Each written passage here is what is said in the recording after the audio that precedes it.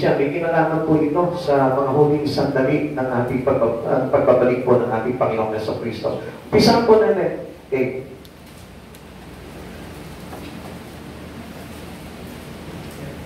We have seen the several of Jesus' parables describe the consummations of the kingdom of heaven which take place when Jesus returned. So, ipinapakita po sa atin dito yung isa-isa na sasakatuparan na po yung mga sign, yung mga tanda na sinabi po at inihula. So, into this parable, ito sa mga talinhaga ng ating Panginoon, isa po yung mga nabanggit po dito sa talinhaga na ito, yung po tinatawag na the wheat and the tares, yung po talinhaga ng damo sa triguhan. Ano pa po yun? Yung the dragnet, yung pong lambat. Na kung saan makikita po natin ito po ay isang talinhaga, kwento ng ating Panginoon na may kinalaman po sa huling araw.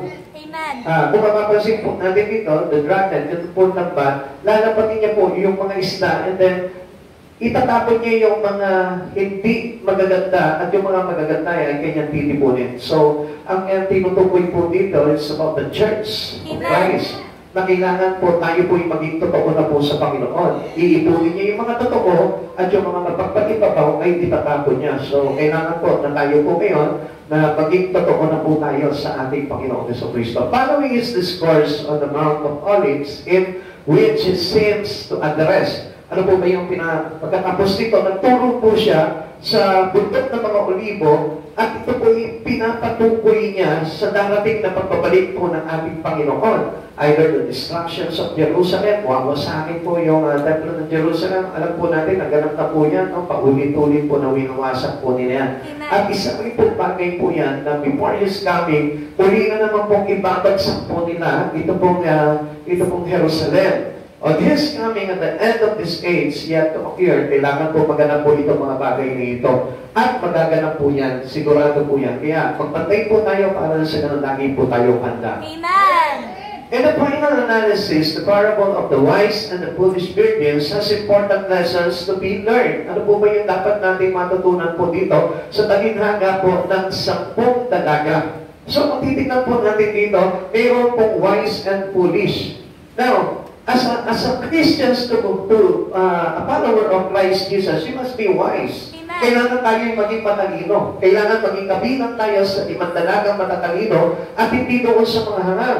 Even though we are born again, even though we are a follower of Christ Jesus, but still, we need to be wise. Amen. Kailangan maging matalino po tayo para na sa ganoon, hindi po tayo maisahan ng kaaway at dahil madali po tayo dayain. Amen. These passages teach the second coming of the Lord and we need to be watchful for the great event.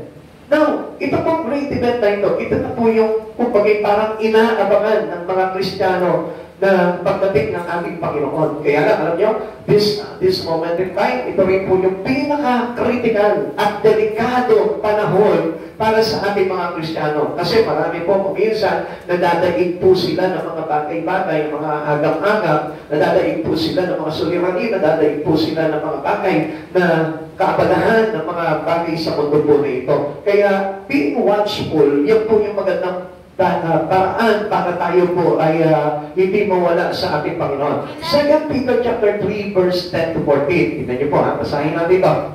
Ngunit ang araw ng Panginoon ay darating tulad ng isang magnanakaw sa araw na iyon. Ang kalangitan ay biglang mawawala sabay ng isang malakas na ugong, matutupok ang araw, buwan at mga bituin, ang mundo at ang lahat ng mga bagay na naririto ay mawawala. At dahil ganito ang magiging wakas ng lahat ng mga bagay, ang dapat natin gawin, mamuhay kayo ng may kabanalan at sikapin ninyong maging mga Diyos. This is how we are being watchful. Amen. Ganito po tayo magbabantay. Kailangan tayo namumuhay ng may kabanalan at sikapin natin maging mga Diyos. Habang hinihintay ninyo ang araw ng Diyos, magsikap kayong mabuti. Ang sabi dito, magsikap kayo, be diligent. Sabi niya pong gano'n dito, magsikap kayong mabuti upang dumating agad ang araw ng kalangitan ay matutupok at ang mga bagay na naroon ay matutunaw sa matinding init. Tuloy pa po natin para makita po natin na talagang napakahalaga po na tayo po talaga we keep in touch with God. Amen.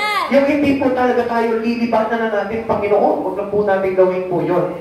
Tandaan po natin, mahalaga na tayo po ay laging presence in God. Tuloy po natin. Verse 13. Sumali tayo sa pangako ng Diyos at ihintay tayo ng bagong langit at bagong lupa na paghaharian ng katwiran. Kaya nga, mga minamahal, habang naghihintay kayo, ang dapat natin gawin, still be diligent. Sikapin ninyo, kayo'y madatnang namumuhay ng mapayapa, walang dungis at walang kapintasan. Mahalaga po yun na tayo po'y naglilinis na po ng ating pamumuhay. Linisin natin yung ating pamumuhay sa mga masamang nakagawian ng mundong ito. Alam naman po natin that this world is corrupted.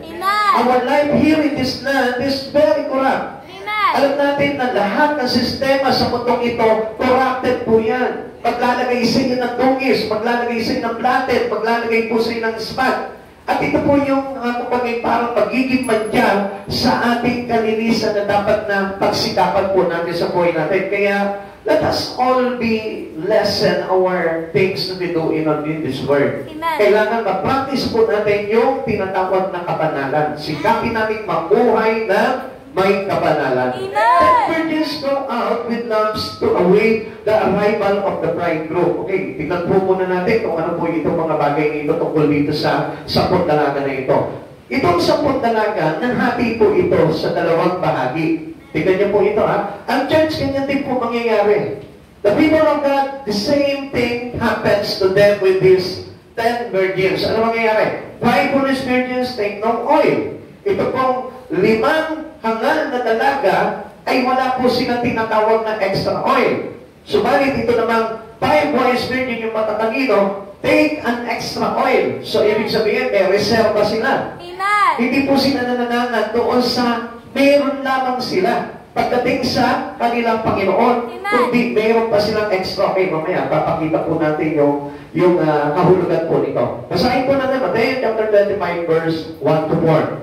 Ang karyan na langit ay magtulad dito, may 10 dalagang lumabas upang sumalubong sa lalaking ikakasal. Bawat isa ay may dalang ilawan. Ang 5 sa kanila ay hangal at ang 5 na may matatalino. Ang mga hangal ay nagdala ng kanilang mga ilawan, ngunit hindi nagbaon ng langis. Ang matatalino naman ay nagbaon ng langis, bukod pa sa nasa kanilang mga ilawan. So makikita na natin, yung difference pa lang dito, alam na po natin. Tuloy po natin. The bridegroom is delayed in his coming. Pero na-delay po yung pagdating po ng lalaking ikakasal. Kaya medyo naantala po, medyo syempre siguro na naginip po sila. Kaya ano nangyari? Nakatulog po sila. Matthew chapter 25 verse 5. Kaya wag po muna tayo matutulog, ano? Kasi hindi pa po ito yung oras ng pagtulog. Okay, Matthew 25 verse 5. Naantala ang pagdating ng lalaking ikakasal, kaya inantok at nakatulog sila sa paghihintay. Yan. Tanong mo yung sa katabi mo, ikaw ba yung inaantok na?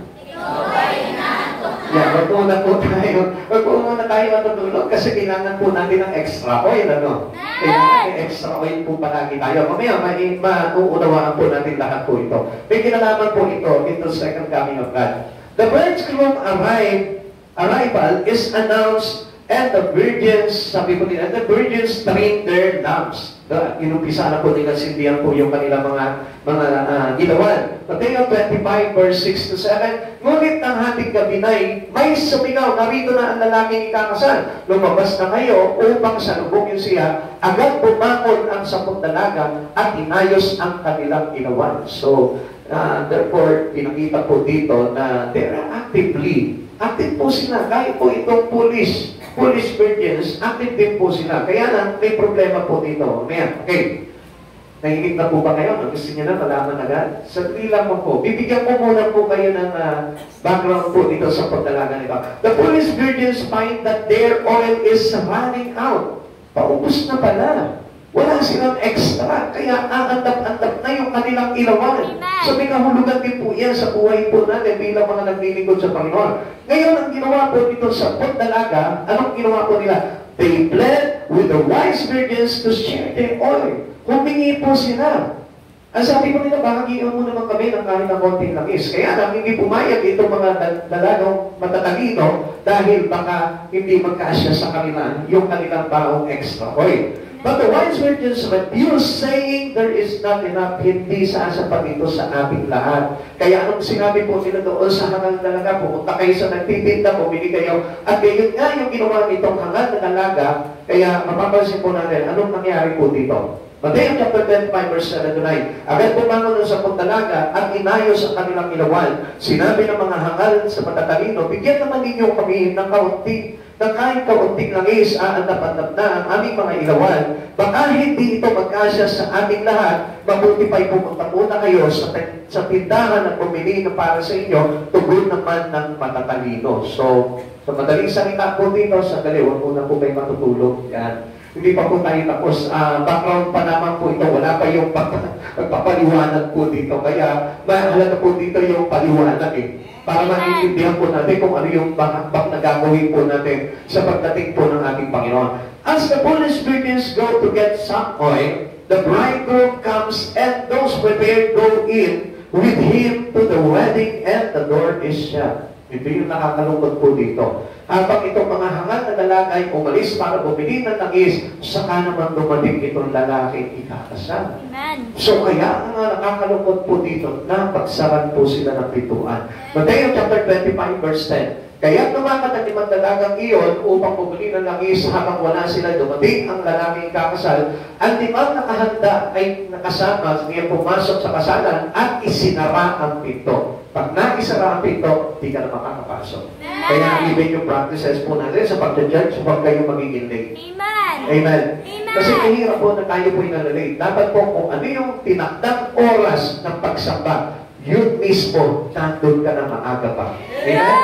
Halimbawa, itinakda natin sa church na ito, nag-start po tayo dito, 8 o'clock, kailangan, 7:45 pa lang, nandito ka na. Amen. Amen? Amen. Pero yung mga worker, kailangan mas maaga pa, ano po? Amen?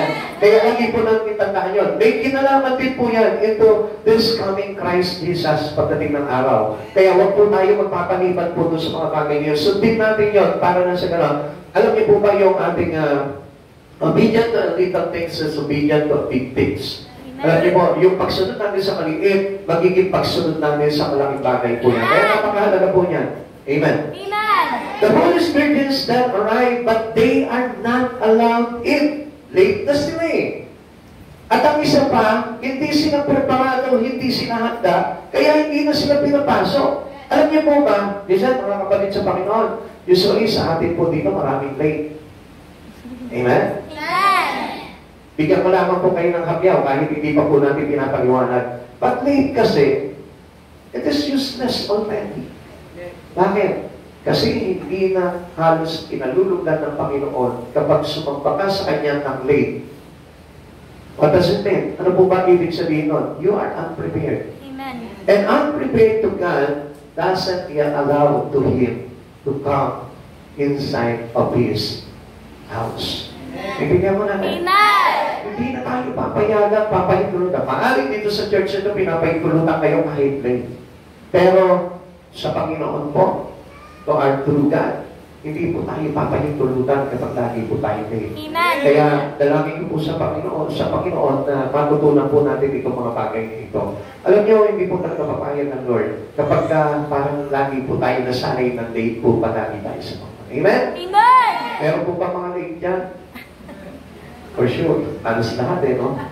Di ba? Minsan nga, nag-start na kami dito, halos wala pa, konti pa lang eh. Kaya nga, tingnan nyo, hindi po tuloy tumatatag yung ating pananampalataya sa Panginoon. Kaya ang dali po natin nawawala sa Lord. Dahil doon sa little things that we need to obey in Him, hindi natin magawa. E paano pa? How much more the big things that we need to obey in Him? Diba? Hindi natin magagawa po yun. Okay, tuloy po natin. Sabi po dito, pagkatapos dumating naman ang iba pang dalaga, Panginoon, papasukin po ninyo kami. Pakiusap nila, ngunit tumugon siya, sino ba kayo? Hindi sila nakilala. Hindi ko kayo nakikilala. Come on, mga kapatid sa Panginoon, yung pagiging late po natin and unprepared, sometimes, yun yung nagiging dahilan kung bakit hindi ka kilala ng Diyos. Amen. Isa, di ba, hindi ka naman nawawala sa gawain ng Panginoon. Pasto, lagi naman ako nag-church, kaya lang, ang problema mo lang, late ka palagi. Kaya tuloy, ang nangyayari po, hindi kinalulugdan ng Panginoon yun, dahil, ang sabi po niya dito, dahil sila po ay unprepared, at lagi po silang late, kaya sabi ng Panginoon, sino ba kayo? Hindi ko kayo nakikilala. Okay, tignan po natin ulit yan, para na sa kanila, ma-identify po tayo ng Panginoon through our practices. Amen! Yan, mahalaga po yan, kaya huwag po natin kakalitaan po yan. Jesus comment at the end of the parable itself. Okay, tignan po natin yung komentaryo po ng Panginoon po dito mismo, si Jesus po mismo. Ano comment po dito? Dahil ito ibigay niyang taginhaga para sa mga mananampalataya. Para na sa ganun maintindihan po natin ang kahalagahan ng pagiging prepared, ng pagiging handa, ng pagiging maaga pagdating sa ating Panginoong Jesucristo. Nasabi mo dito, there is the need for constant watchfulness.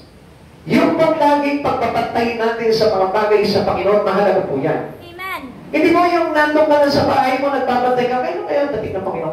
Hindi po yan. Meron pong corresponding requirements and Lord sa mga taong nagbabantay at naghihintay ng pagdating ng Panginoon. Alamin po natin yan.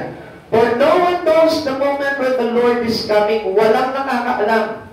Kaya ang hirap na unconstant or sabihin po natin inconsistent yung ating paggawa sa ating Panginoon. Dahil mamimiss natin yung mga pangyayari. Kaya nga gusto ng Lord yung constant work. Amen. Yung patuloy po natin pag-aabang sa mga bagay na nagaganap pagdating po sa second coming ng ating Panginoon. Dito po kayo tumingin. Yan. Okay, ang ibig sabihin po kasi dito, kapag lagi po tayo nakapokus sa Panginoon, ang Lord lagi po yung nag-re-reveal ng mga kaganapan. Kaya nga po, kapag ikaw, laman ka palagi ng paggawa sa Panginoon, hindi mo mamimiss yung mga bagay sa pagdating ng Panginoon, hindi ka magugulat sa pagdating ng Panginoon, dahil may idea ka at ipapaalam sa iyo mismo ng Lord yung mga bagay niyo. Kaya masikap po natin na bantayan yung mga kaganapan po na nagaganap. Kaya for example, wala tayong pamalay-malay, dinidigma na po pala ang Israel, hindi natin alam, kala natin simpleng digmaan lamang po yun. Simpleng kagalitan lamang po yun. Pero it is about the fulfillment of God's prophecy. Amen. Matthew 25 verse 13, pagkatapos nito ay sinabi ni Jesus, kaya't magbantay kayo sapagkat hindi ninyo alam ang araw o ang oras man. Alam nyo? Kung papansinin po natin, kaya hindi pala pinaalam ng Lord yan, kasi ayaw ng Diyos na tayo po ay walang ginagawa. Amen. Ayaw ng Diyos na tayo po ay makampati lamang po sa iisang paggawa lamang sa Panginoon. He wants us to have constant work with Christ Jesus. Amen. Gusto niya yung lagi tayong teamwork palagi sa Panginoon. Amen. Yung lagi po tayo gumagawa. Kahit na anong busy po sa mundong ito, medyo dapat mag-busy rin po tayo sa Panginoon. Para mabantayan po natin yung pagdating ng ating Panginoon. Be watchful. Paano? Paano po ba tayo magiging mapagbantay? Keep busy to God and be prepared on His coming. Amen? Kasi madaya po ang sanlibutan. Ang sanlibutan, nahahatakin ka niyan, lilipangin ka. Natatandaan niyo po ba yung word allurement? Yung word allurement, ang ibig sabihin niyan, ang mundo ay mapang-akit. Aakitin ka niya para na sa gano'n, mawala ka sa mga bagay sa Panginoon. Kaya hindi mo natin napapansin, kapag halimbawa, nalibang na po tayo sa mga bagay sa sanlibutan, ano nangyayari? Nawawala na tayo ng time pagdating sa Panginoon. Amen. Nagkakaroon tayo ng tinatawag na lackness in the things to glorify God.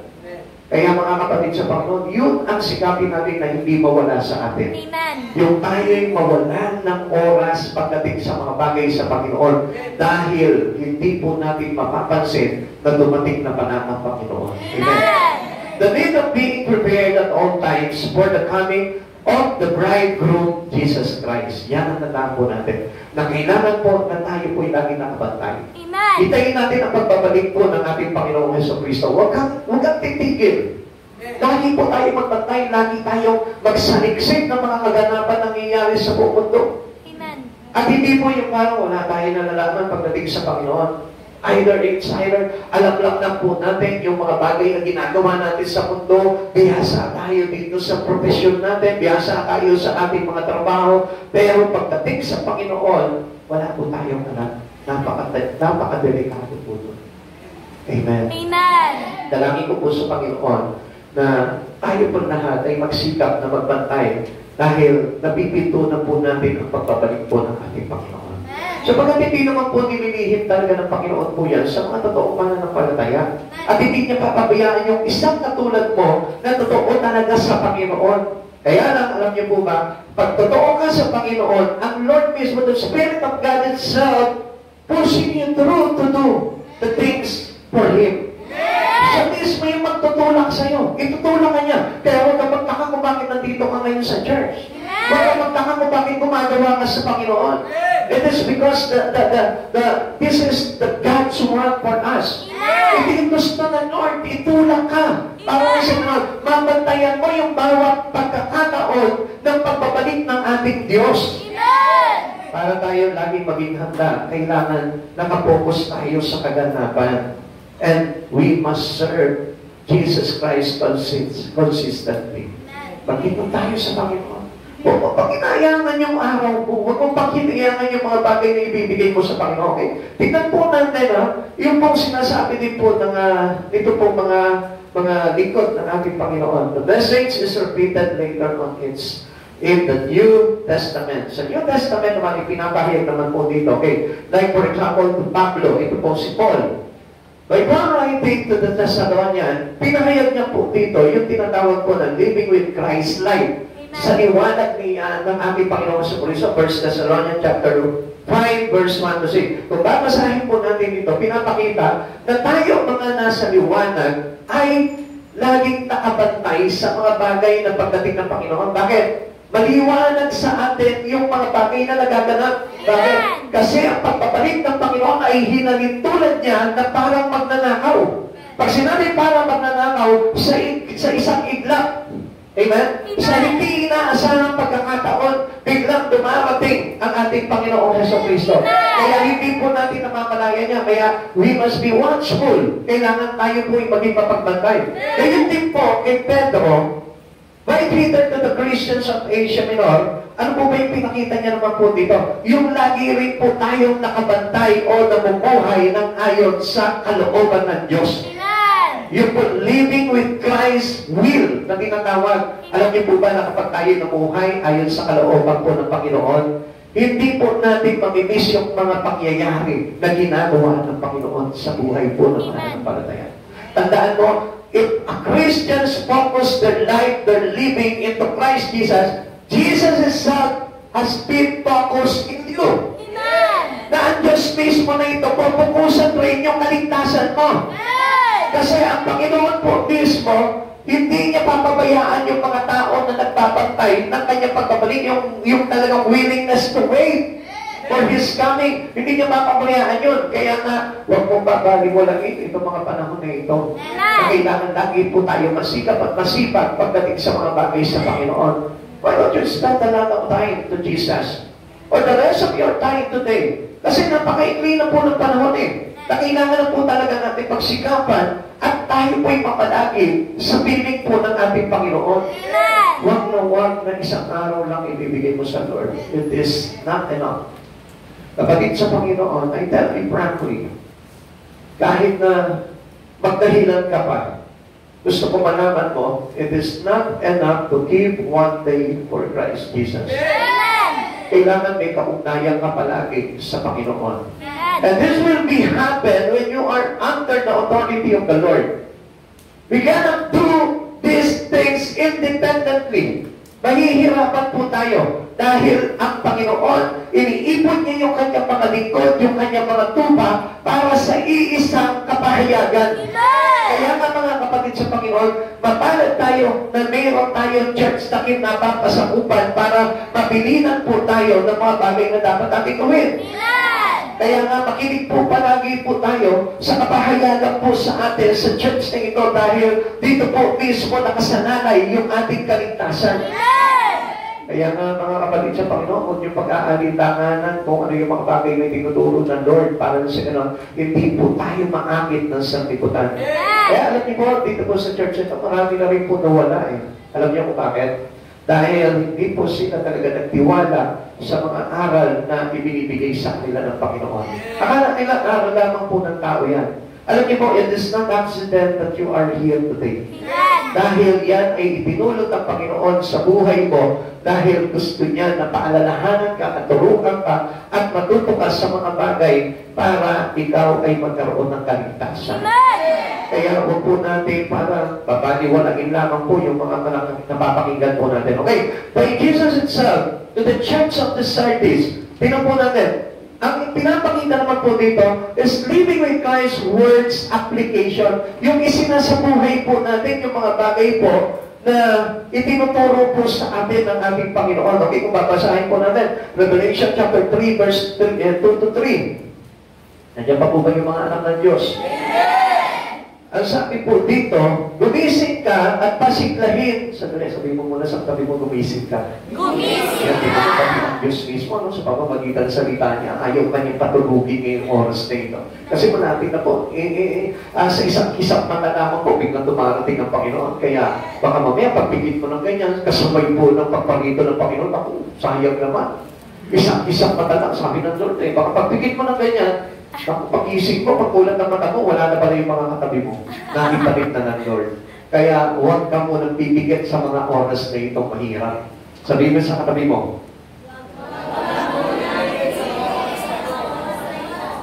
mahirap. Baka pagdilat ng mata mo, na-rapture na yung mga katabi mo.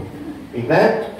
Naintindihan po niyo? Okay, tingnan po natin. Yung sabi po dito ni Jesus, gumising ka at pasiglahin mo ang mga bagay na nalalabi sa iyo. Mga bagay na nalalabi sa iyo. Ang sabi, pasiglahin mo. Kasi pagka ikaw tulog, hindi sisigla yung mga bagay na nalalabi sa iyo. Ibig sabihin yung ating espiritu. Pag tulog yung espiritu mo, pagdating sa mga bagay sa Panginoon, hindi talaga sisigla yan. Okay, basahin pa po natin. Nang di tuluyang mamatay. Naku, Diyos ko po, nakakatakot po pa ng tulog ka ng tulog sa mga bagay sa loob. Tuloy po natin ito. Basahin natin mainam. Gumising ka at pasiglahin mo ang mga bagay na nalalabi sa iyo. Nang di tuluyang mamatay, nakikita ko hindi paganap ang mga nagawa mo sa paningin ng aking Diyos. Alalahanin mo kung paano mong tinanggap ang mga aral na iyong narinig. Isagawa mo ang mga yaon, pagsisihan mo talikdan ang iyong kasamaan. Kung hindi kagigising, paririyan ako gaya ng pagnanakaw, hindi mo malalaman ang oras ng aking pagdating. Di ba nakakatakot? Amen. Kaya nga kailangan lagi tayong gising. Anong ibig sabihin nun? Be watchful. Amen. Lagi tayong nakabantay sa mga bagay sa Panginoon. Amen. Lagi tayong may ginagawa. Ang sabi niya gano'n, pasiglahin mo yung nalalabing panahon mo. Amen. Amen. Kasi gusto talaga ng Lord, mag-active tayo pagdating into the Spirit. Amen. Kaya nga ito po yung dapat naging apply po natin bilang mga Kristiyano, yung hindi tayo maging tamad. Dahil this is the last days. Ito na yung huling panahon at kailangan maging masipag na pilitin mo kahit tinatamad ka, kahit abala ka sa mga bagay sa liputan nito, pilitin mo na makagawa palagi sa Panginoon. Constant work is matters. Napakahalaga nung kailangan yun. Kaya huwag mong i-please sa sarili mo. Hindi naman alam ni Pastor yung puso ko. Naku, tigilan na po natin yun. Gusto kong malaman mo, hindi alam ng pastor, pero alam ng Diyos ang puso mo. At hindi yan ipapahayag sa atin dito, sa church na ito, kung hindi niya nakikita yung puso natin. Amen. Amen. Tandaan niyo, ang Lord hindi nagkakamali. Maaaring ako, nagkakamali ako, pero sa oras na ito, kaya ng Lord na hawakan ang labi ng isang manangaral para lamang ipaalam sa iyo yung nais niya sa buhay mo. Amen? Now, ito na po tayo. Dito pa lang tayo mag-i-start, haba ng tinakbo natin, pero ito pala ang umpisa, Tingnan natin, how we apply this parable. Paano po natin yung i-apply? Kasi ang gusto talaga ng Lord is the word application. Pakisabi mo sa katabi mo, word application. Word application. Kung sandali, uliwanagin mo yan. Baka mamaya akala niya yung mundong pagsasabuhay. Hindi yan, salita ng Diyos na pagsasabuhay. Amen. O pakiulit mo sa kanya, tagalugin mo na lang, baka mamaya magkamali pa siya. Salita pagsasabuhay. Ang raw? Pagsasabuhay ng salita ng Diyos.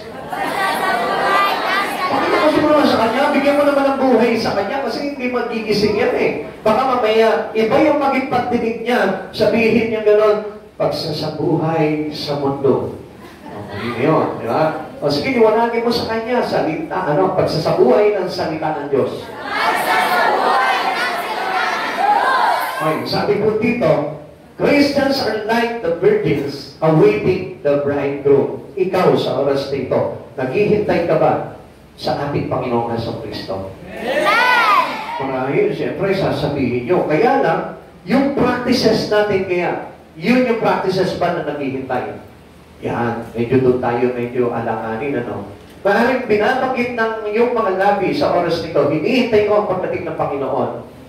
Pero, yung practices ng buhay natin, yung lifestyle natin, still, are we waiting for the coming of Christ Jesus? Yun po yung kailangan natin tanungin sa sarili po natin. Kasi, ang sabi nga po ng Panginoon, ayaw niya yung mapagpaibabaw. He reject these people who pretending to be His followers. Tandaan natin, ayaw ng Diyos yung nagpapanggap lamang tayo. Ang gusto niya yung totoo. Sweet wine, the genuinity ng isang Kristiyano ay mahalaga po sa ating Panginoon. Okay, tingnan po natin how we apply this parable. Meron tayong wise and foolish virgins. Tingnan po natin. Some are wise. Tulad ng mga matatalino, ito po yung dapat natin gayahin. They diligently prepare themselves for the Master coming, heeding the call to grow in the grace and knowledge of the Lord. Yung po tayo po mismo sinisikap po natin na lumago sa biyaya at kaalaman ng ating Panginoong Jesucristo. Ano po ba yung ginagawa nun? Yung lagi po tayo nag-aaral ng salita ng Diyos, isinabubuhay natin yung salita ng Diyos, sapagkat yun yung katuparan na tayo po ay nagiging pasikap para sa pagdating ng ating Panginoon.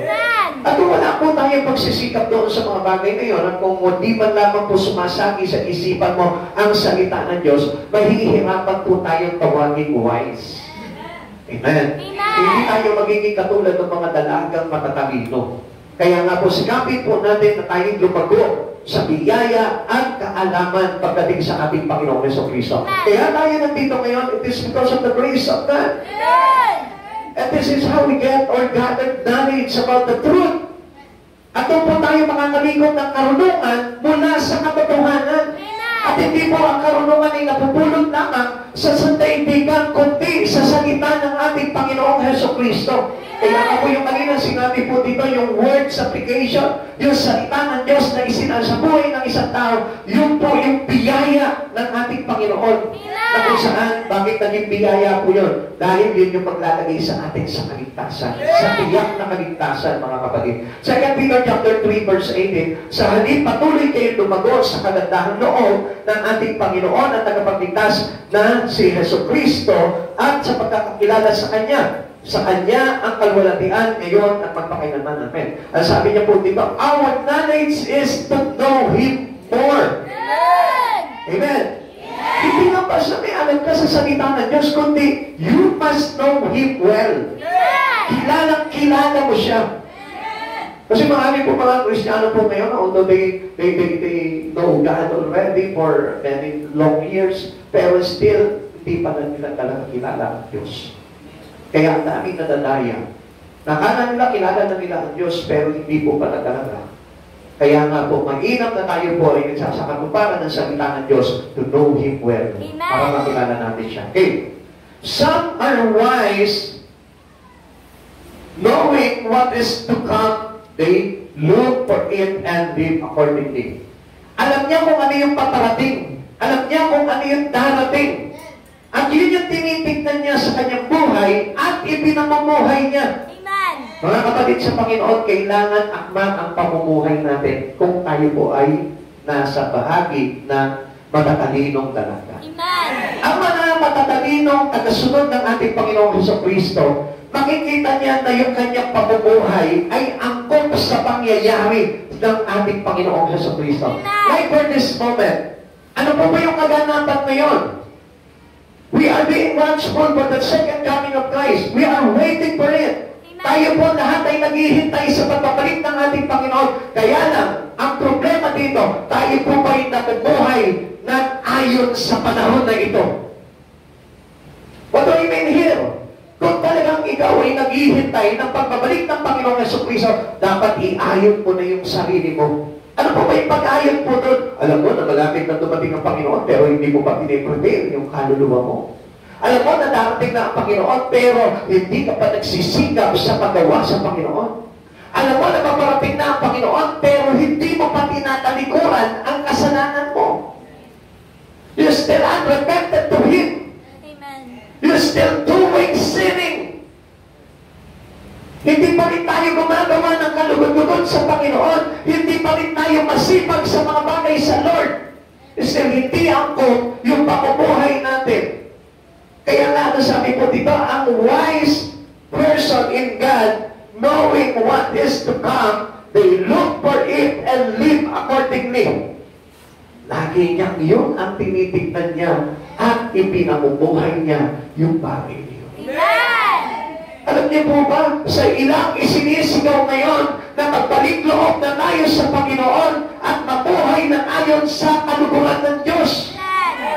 Katulad din po yan, noong time na bago pa naman po mag-minister si Jesus dito, mayroon sumisigaw sa ilang, walang ibang kundi si John the Baptist, ang sinisigaw niya, magbalik loob na kayo sa Panginoon. And this very moment in time, na dapat na ang ating nakikita o naririnig ngayon, yung nagsasabi na sumisigaw sa ilang, na magbalik loob na tayo sa Panginoon at magbago ng pamumuhay. This is how we walk and living into wise. Ganito po yung pamumuhay nitong 10 dalaga na ito na matatalino.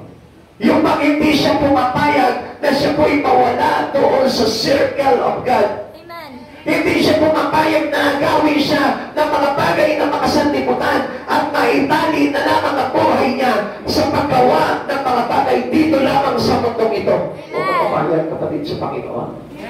You are belong to the wise virgins. Lahat ng mga kumikilala sa Panginoon dapat ay mapabilang sa mga matatalinong dalaga. Amen! Pakisabi mo sa katabi mo, matalinong dalaga katapat. Yung iba, hindi mo sabi sa lalaki. Ang ibig sabihin nun, maging matalino tayo bilang mga naglilingkod sa Panginoon. Alam niya kung ano yung paparating at alam niya kung ano yung hinihintay natin ngayon. Hindi ba kapag halimbawa meron kang big transaction na darating, ano po? Meron kang transaction na maganda, malaki, at talaga makabigaha-bigahani talaga yung kikitain mo. Di ba hindi ka mapakali, sana dumating na itong linggo na ito, sana dumating na itong oras na ito. Excited na ako na kunin itong kikitain ko dito. Di ba? Ganun po tayo. Amen. Yung ba parang excited ka palagi, pagkagising mo na umaga 10 days before, di ba? Pagkagising mo, araw-araw, 10 araw, dare-diretso, hindi ka makatulog, hindi ka makakain. Bakit? Excited ka na kumita na malaki. Tama ba? Amen? Amen! Amen. Hindi mo babaliwalain yun. Hanggang sa pagtulog mo yun, napapalagin mo, ano kayo may bibibili ko? Ano kayo, saan kaya pupunta? Where do I spend this money? Where do I give this money? Di ba? Ganun tayo, iniisip na natin, binibilang na natin, wala pa sa kamay natin. Kaya anong nangyayari? Nabubugo ang itlog. Hindi tuloy natutuloy. Ganun po dapat tayo pagdating sa Lord. We are very watching for the things that will happen. Because this is a great event for us. To every one of us. Kaya be wise. Lagi tayong excited na hintayin itong pagpabalik ng ating Panginoon. Paano po ba tayo magiging excited? Yay! Darating ka, Lord. Hindi. Yung pang-excited ka na mag-church, excited ka na maglingkod sa Panginoon, excited ka na mag-akay ng kaluluwa, excited ka na gumawa ng mga bagay for the glory of God. And this is wise. Amen. At hindi mo na ibinibilang yung sarili mo sa mga foolish. At sino ba dito mga hangal na ito? Yung walang pakialam kahit na dumating ang Lord at nagsasabing, alam naman ng Lord ang puso mo. Amen? Ayun ba? Ganun din po ang kakagaling nyo. Alam naman ng Lord ang puso mo. This is deceit. Alam nyo kasi bumubulong nun sa Satan. Because ang Lord hindi niya sasabihin sa iyo. Ano sabi niya sa Aklat ng Revelation? Sabi niya sa mga taga-Sardis, kulang ba ang ginagawa mo? You are not enough. Sabi ni Yahweh dito po kay Belshazzar. Tapos sabi niya, you are weak and wanting. Tinimbang ka, ngunit kulang. Ayaw na Lord, no? Kaya nga ito, pagkakataon na ito, make sure that we are enough already to go face to face with God. Amen. Kapatid sa Panginoon, kapag hindi ka pa talaga handa, ihanda mo na yung sarili mo. Let's say, ang mama, ito mga oras na ito, meron ka panligo, pamumuhay, ayusin mo na yun. Amen. Diretsuhin mo na yung pamumuhay na yun. Hindi tayo makakalusot, mga kapatid sa Panginoon. I tell you this. Personally, I tell you this. As your pastor, sinasabi ko po sa atin, kung meron tayong mga ligong pamumuhay pa, kailangan ituwid mo na yan. You must be repentant to God. Or else, kapag hindi mo na i-repent sa Panginoon itong bagay na ito, ito yung magiging greatest regret natin pagharap natin sa Panginoon. Be wise. Maging matalino tayo. Alam natin, ang forgiveness cannot reach the kingdom of God. Yung hindi pagpapatawad, hindi niya makakapasok sa kaharian ng Diyos. Yung mga kasalanan ginagawa natin, hindi tayo papapasok din sa kaharian ng Diyos. Yung kawalan natin ng bahala pagdating sa mga bagay sa Panginoon, hindi tayo papapasok din sa kaharian ng Diyos. Yung mga bagay na neglected sa buhay natin about Christ Jesus, hindi tayo papapasukin sa kaharian. Yung pagpapaibabaw, yung hindi pagtupad sa mga bagay sa Panginoon, hindi po iyan iaalam ng Lord. Knowing that what is to come, they look for it and live accordingly. Kailangan ipamuhay natin yung nararapat according to the life itself in Him. Amen. Kung ano yung bagay na buhay na kailangan, yun po dapat. Okay, tingnan po natin. 2 Peter chapter 3, verse 11 to 14. At hindi ganito ang magiging wakas ng lahat ng bagay. Mamuhay kayo ng may kabanalan at sikapin ninyong maging makadiyos. Ang sabi nito, mamuhay kayo ng may kabanalan at sikapin ninyong maging makadiyos. Habang hinihintay ninyo ang araw ng Diyos, magsikap kayong mabuti upang dumating agad ang araw ng ang kalamitan ay matutupo at ang mga bagay na naroroon ay matutunaw sa matinding init. Tuloy natin. Subalit tayo sa pangako ng Diyos, naghihintay tayo ng bagong langit at bagong lupa na paghaharian ng katwiran. Kaya nga, mga minamahal, habang hinihintay kayo, sikapin ninyong kayong madatnan ng mamuhay ng mapayapa, walang dugis at walang kapintasan. So, nakita po natin, anong sinasabi ng Lord dito sa verse 14? Kaya nga, mga minamahal, habang naghihintay kayo, sikapin ninyong kayo'y madatnan ng mamuhay ng payapa at walang dugis at walang kapintasan. Mahalaga na itong pagkakataon nito, itong araw nito, itong panahon na ito, nililinis mo na ang buhay mo. You must cleanse your life according to Christ Jesus. O yan, basta konting linis lang. O yan, di na ako masungit ngayon. Okay na to. Hindi. Lahat, ipalinis mo sa Panginoon. Amen. Every old area of your life must be cleansed.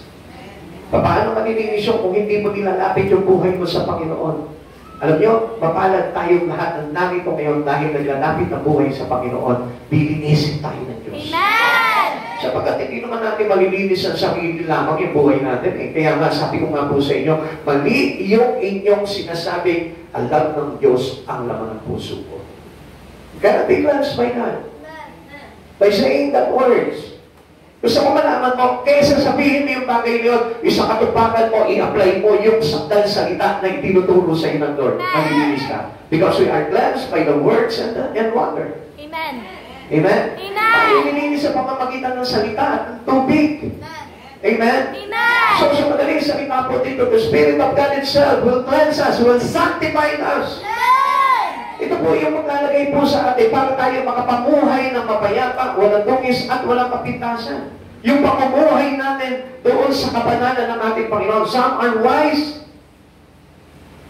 For them, the coming of the Lord will be a blessing. Ngayon, nag-iisip mo na ba, itong pagparito ng Panginoon ay malaking biyaya sa iyo? Amen. Amen. Yung totoo. Amen. Ayan, nahati na, Directed na tayo, nalambat na yung iba eh. Yeah? Kung papansinin po natin, biyaya ang pagdating ng Panginoon. Bakit? Sa mga maliligtas, excited sila. Sa mga mapapahamak, natatakot sila. Amen. Ang tanong dito, natatakot ka ba? O hindi na makapagsalita, ano? Kasi ang dami pang mga unwanted things sa buhay niya, ano? Pero anong dapat gawin ng isang matalino? Baguhin na. Amen? Amen. Wala namang problema dun eh. Baguhin mo. Kung alam mo na nakakatakot, ito pagdating ng Panginoon dahil sasabihin ka, dahil mayroong kapag-bagay na hindi na irrelevant sa Lord, irrelevant mo na. Amen. Change it already. Baguhin mo na yung estilo ng buhay mo para na sa ganun, mas sigurado mo na paliligtas ka at ibigaya sa iyo ang pagdating ng Panginoon. Amen. Papakala po sa buhay po ng mananampalataya yan. Kaya nga nandito ka ngayon dahil ang Diyos mismo ang nagsasabi sa iyo, magbago ka na, magbalik loob ka na, talikdan mo na ang masasamang pamumuhay at mabuhay ka sa kabanalan ng Diyos to secure your salvation. Amen. Kaya paano po natin gagawin yun? Tingnan po natin dito sa aklat po ng ikalawang Pedro 1:10-11. Kaya nga mga kapatid, lalo kayong maging masigasig upang matiyak ninyo na kayo'y ay tinawag at pinili ng Diyos. Kung gagawin ninyo ito, hindi kayo matitison. Ano sabi po dito? Kaya mga kapatid, lalo kayong maging masigasig upang matiyak ninyo na kayo ay tinawag at pinili ng Diyos.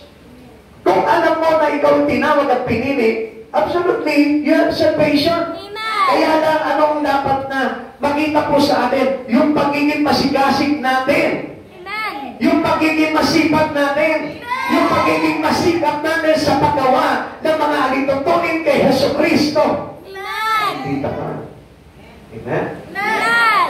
Sabi mo sa tabi mo, pakipulong mo na lang, one day is not enough. One day is not enough. Yeah. Less time to God is less chances to have salvation. Yung maliit na panahon sa Panginoon ay maliit ang chance para maligtas. Amen. Pinapansinin mo, di ba? Kapag ikaw nagbibingo, sino din yung mga nagbibingo?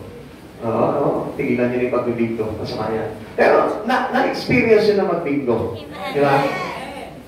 The more you have cards, di ba? Pag marami kang, ano tawag na sa bingo cards, yan. Pag marami kang bingo cards, ang laki ng chance na manalo. Amen. Amen? Amen. Pero pagka iisa lang yung cards mo, naku, suntok sa buwan niya. Jackpot ka na lang pag ikaw pa nanalo. Amen? Naintindihan niyo po? Amen. Naintindihan niyo po? Amen. Pag sabihin mo, naiintindihan ko. Naiintindihan ko. Okay, kung naiintindihan natin, ganyan din sa Panginoon. Less time to have in God is less chances that we have Amen. to have our salvation. Kaya nga, ano sabi niya dito, masigasig. Pag sinabing masigasig, ikaw po ba, magiging masigasig ka kung minsan lang? Hindi. Hindi magiging masigasig yun. Ang pagiging masigasig sa buhay na ito, yung lagi. Amen? Amen. Very open, not seldom. So pag seldom, ang ibig sabihin niyan, what? Tama. Amen? Amen. Sabihin mo sa katabi mo, huwag tayo maging tama. Huwag tayo maging taman. Intindihan natin? Okay. Pansinin nyo, kahit sa trabaho, pag ikaw isang beses ka lang pumasok sa trabaho mo, walang sweldo. Tama po ba? Amen. Sino po din yung mga nagtatrabaho, isang beses na pumapasok sa trabaho niya? Ha? Tuwan-tuwa ba sa iyo yung boss mo? Hindi, di ba? Ito na naman to. Ano?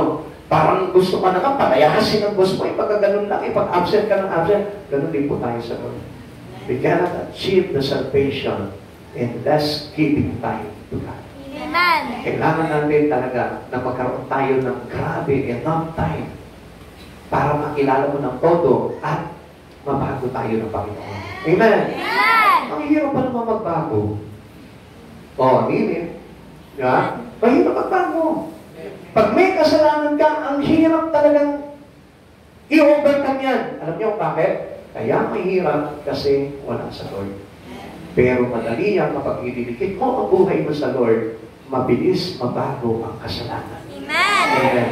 Kaya the more time you give it to God is the more chances we have our salvation. Amen.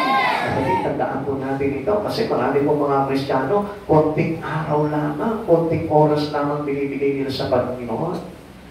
At alam niyo po ba, napakalaking pandaraya po ito. Tuloy po na ng verse 11. Sa ganitong paraan, kayo'y malugod na papapasukin sa walang hanggang kaharian ng ating Panginoon at tagapagligtas na si Jesucristo. Amen? Kapag tayo naging masigasig, if you give a lot of time to Jesus, gusto ko malaman mo, there is the security having entered the kingdom of heaven. Amen. Mayroon tayong kasiguraduhan na makakapasok tayo sa kaharian ng Diyos kung masipag ka sa mga bagay sa Panginoon, kung marami kang panahon sa Panginoon.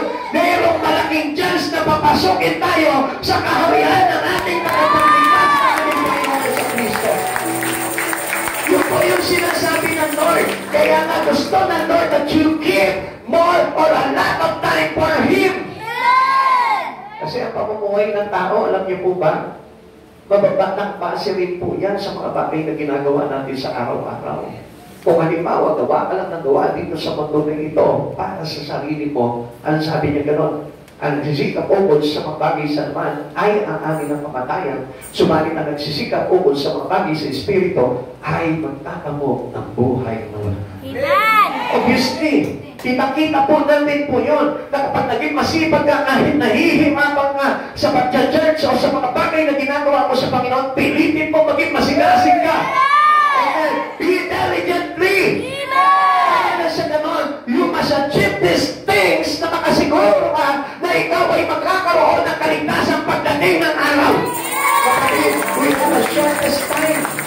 Ito na yung pinakamalapit na panahon ng pagdating ng Panginoon. Nandito na tayo at hindi na natin mababago yung mga bagay na yun. Kaya what we will do now is to give our life and to spend a lot of time to Jesus. Gamitin mo na yung buhay mo para sa kaluguran ng Panginoon. Sapagkat alam nyo, wala naman nagbigay ng buhay sa Panginoon na pinabayaan ng Diyos eh. Kaya ano yung dapat na ikatakot mo? Amen? Pakita niyo po yung mga testimony niyo po dito. God will provide. Yes, that's true. If you are a believer of God, yan yung unang-unang pinangahawakan ng mga Kristiyano. God will provide. Amen. Bakit? Alam niya na hindi siya pababayaan ng Panginoon. Kaya nga, alam niyo kung bakit yun ang unang-unang ibinigay sa pananampalataya mo ng ating Panginoon para na sa ganon, umasa ka sa Panginoon na hindi ka mabibigo sa lahat ng bagay sa buhay mo para hindi ka matakot na paglikuran ang Diyos sa buhay mo. Kaya lang, ito nga po yung sinasabi natin na hati po ito sa dalaga nito. Kung merong wise, merong foolish. Some are foolish. They know the Lord is coming, but they are not prepared. Amen. Alam nila, maparating na ang Panginoon, pero unprepared pa rin sila. Bakit po kaya sila naging unprepared? Kasi still, they neglect the things to glorify God. Amen. They reject the offer of God into them. Pinababayaan nila. Pinawalang bahala po nila yung mga alok sa kanila ng Panginoon. Kaya ano nangyari? They are foolish. Sapagkat alam mo na, napaparating na itong ating Diyos nito, hindi mo pa hinahanda yung sarili mo. Alam mo na, that the second coming is very near, pero hindi mo pa rin hinahanda yung kaluluwa mo. Kapatid sa Panginoon, ito yung panahon na inihahanda na natin yung espiritu natin at inaayos na natin yung kaluluwa natin para na sa ganun pagharap natin sa Panginoon, wala tayong ikahihiya sa Amen. Amen. Pero karaniwan po, marami pa rin, kahit mga Kristiyano, baliwala pa rin sa kanila. Tanongin mo nga yung katabi mo, baliwala pa sa iyo. Baliwala ba sa iyo? At ipangalanan mo sa kanya, you are wise than foolish. You are wise and foolish. Sabi mo, hindi ka hangal, matalino ka. Hindi ka hangal, matalino ka. Kaya nga, gusto ko na malaman po ninyo, ang isang matalino ay hindi nakabase sa tinapos niya sa mundong ito. Kundi ang isang matalino, ang totoong matalino, ay nakabase sa kalapitan niya sa Panginoon. Amen? Kung gaano siya kalapit sa Panginoon, gano'n yung kanyang katalinuhan, karunungan. Amen? Amen. The more you close your life into Christ Jesus, yun po yung matalino. He is wise. Kasi alam niya na kailangan niya talaga ang Diyos sa buhay niya dahil ito ang kaligtasan. Ito yung lahat-lahat. Amen? Amen. Tingnan niyo, hindi niyo po ba napansin how foolish the people in the earth, in the world? Alam niyo kung gaano ka foolish? Tingnan niyo ha. Sinisigaw nila that God will provide, that God is my everything, that God will protect me, that God is my shield, everything. Ang Diyos ang lahat-lahat. Alam po ng tao po yan. Eh, bakit tayo mo lumapit sa Diyos? It is foolishness.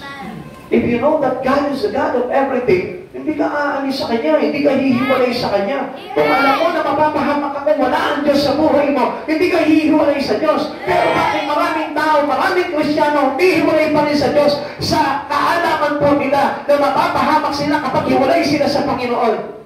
Because of their foolish. Dahil sa kahangalan. Amen? Some are foolish. They may even be like the evil servant who says, my master is delaying his coming and act accordingly. Ganito po tayo eh. Malayo pa.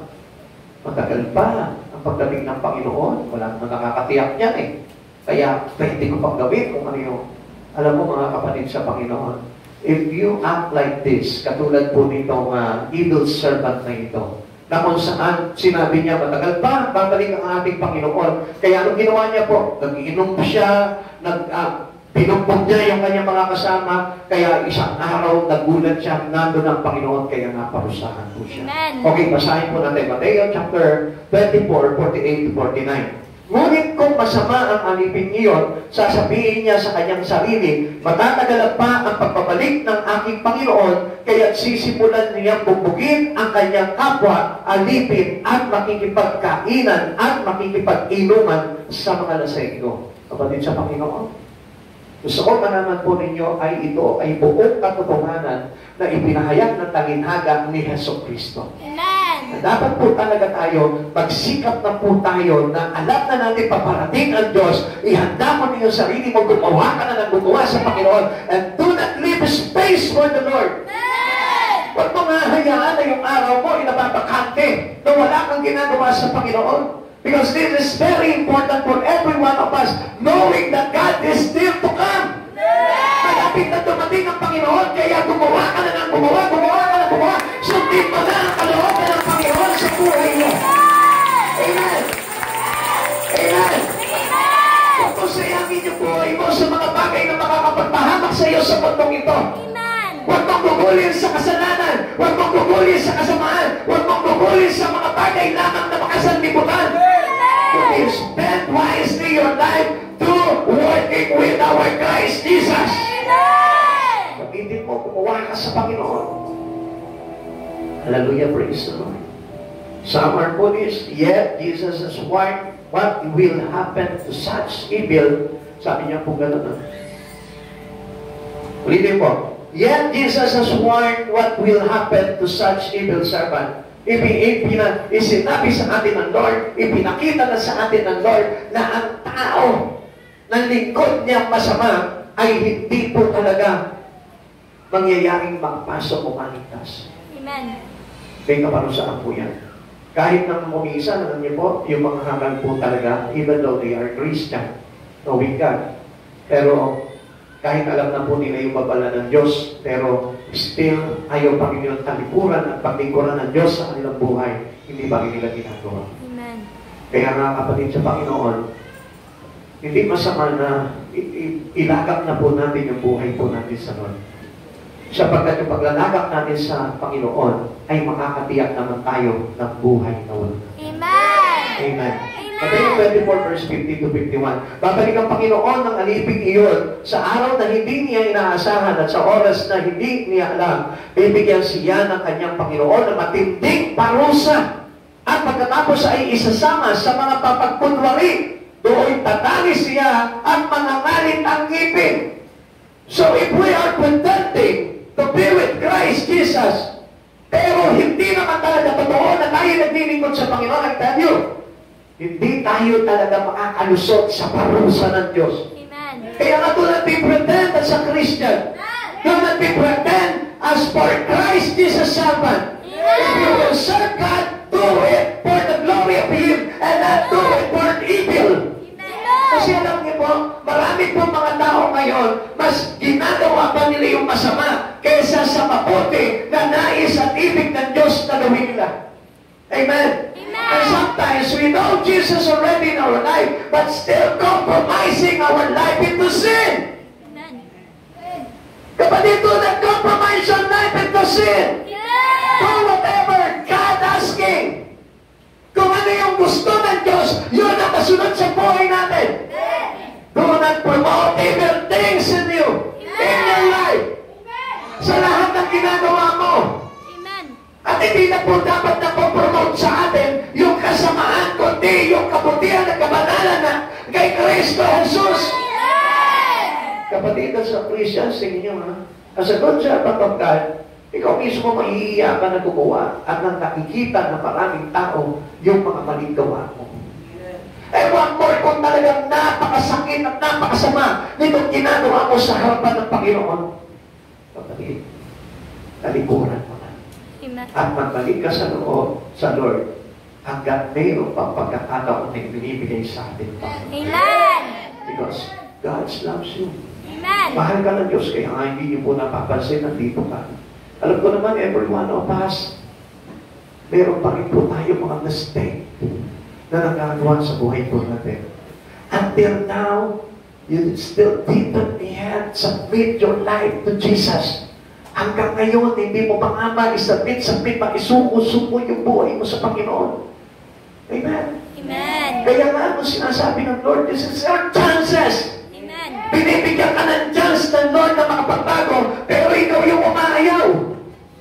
Kaya nga, ano nangyayari? Nauunahan ka ng kaaway because He wanted you to depart from God. Kaya ano nangyayari? Di ba dahil sa pagmamatigas mo, okay naman ito, hindi naman mali itong ginagawa ko, pero alam mo na masama yung ginagawa mo, pero still, ginagawa mo pa rin yung bagay na yun. Kaya isang araw nagulat ka, wala ka na sa Panginoon. Amen? Amen! Amen? Do not promote evil things. If you are a Christian, and now God already in your life, naglilingkod ka sa Panginoon, huwag mo nang i-promote yung mga masasamang bagay. Amen! Amen! Sometimes tayo po mismo nakikita sa atin yung mga kasalanan pa rin.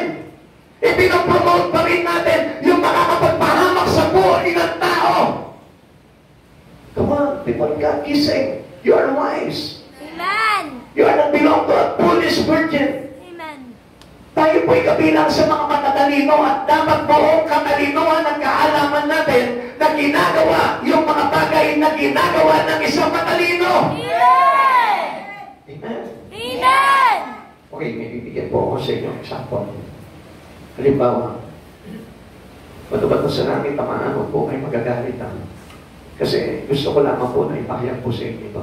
Kung ikaw ay Kristiyano, lingkod ng ating Panginoong Jesucristo, tapos nakikita ka pa na nagsusugal o nasa tumpukan ng mga manginginom, do you think that is good for you? For your salvation? Kapatid sa Panginoon, gusto ko po na malaman niyo po itong bagay nito. Kasi halimbawa, ikaw ay artista. Yan, marami po ako nakikita dito They pretend to be a born-again Christian, mga artista. Pero makikita mo, ang pinopromote alak. Ang pinopromote yung mga evil product. May mga nakikita kayo niyan? Amen. For sure, may nakikita kayo niyan. Kasi visible tayo sa social media Di ba? Papakilala sila, they are already converted into a Christian, born again. Pero ang ginagawa po nila, pinopromote pa nila. Instead na nga dapat inililihi mo yun at nire-repent mo sa Lord yung kasalanan na yun. Pero ano pinapakita natin? Diba? Alam natin yung alak, yung sigarilyo, makakasira ng buhay ng isang tao. Amen? Gambling. Pasensya na po kayo, may mga nagsusugal pa po ba sa inyo dito? Ha? Meron pa po mga umiinom? Hello? Ako wala na makasagot. Nahuli, no? Natumbok ng Panginoon kung ano yung mga bagay na. I tell you what, sinabi naman po ng Biblia, na wala sa kanila ang pagkahari ng Diyos. Kaya nga kapatid, we have now a shortest time and do not be foolish, be wise. Amen. Ang laki ng pag-asa, ang laki ng chance para baguhin natin yung mga bagay na yun. Why don't you grab this opportunity for you to be saved? Ha? Gusto mo maligtas eh. Anyone want to go to hell? Meron po ba dito? Wala, di ba? Lahat tayo gusto natin mapunta tayo sa langit. Amen. And why don't you take this opportunity para maligtas ka? Amen. Amen. Ano ba yung mga dapat na gawin mo? Promote Bible study, promote the words of God, promote Jesus, promote the worship of God. Di ba? Yan yung mga bagay na para talagay tayo sa kaligtasan. But still, ano pinapromote natin? Promote gambling, promote vices, promote dirty dancing. Amen? Promote evil song. Umaawit pa tayo ng mga kantang may kalaswaan. Umaawit pa tayo ng mga kanta, mga awitin na mala demonyo. Not knowingly. Nadidaya tayo ng Panginoon. Why? Because we are foolish. If you are wise,